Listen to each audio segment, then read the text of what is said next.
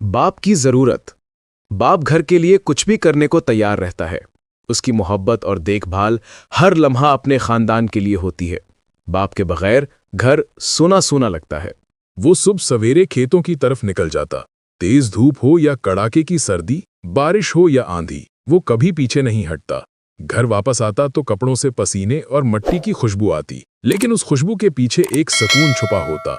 ये सुकून कि उसकी मेहनत से बच्चे भूखे नहीं सोएंगे। घर में बच्चे अक्सर कहते, अब्बा हमें भी वही चीजें चाहिए जो दूसरों के पास हैं।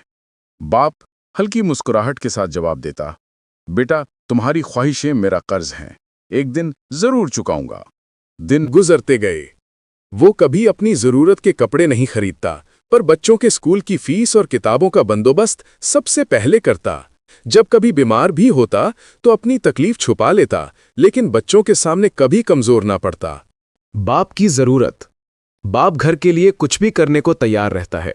उसकी मोहब्बत और देखभाल हर लम्हा अपने खानदान के लिए होती है। बाप के बगैर घर सूना सूना लगता है। वक्त के साथ बच्चे बड़े हुए, तालीम हासिल की और जिंदगी में कामयाबियां पाने लगे। एक दिन सब बच्चे अपने बाप के सामने बैठे और कहा, अब्बा आज जो हम हैं आपकी कुर्बानियों की वजह से हैं। हमने कभी नहीं देखा कि आपने अपनी ख्वाहिश पूरी की हो। आज हमारी बारी है, अब हम आपके ख्वाब पूरे करेंगे।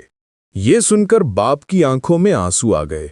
वो आंसू कमजोरी के नहीं, बल्कि फख्र और सुकून के थे। उसने कहा, मेरी सबसे बड़ी कामयाबी ये है कि मेरे बच्चे मेरे बाद भी मेरा मान बनकर जिएंगे। यही एक बाप की असल शान है। कभी किसी बाप ने अपने बेटे की खिदमत देखकर कहा था, या अल्लाह इसको भूखा न मरने देना।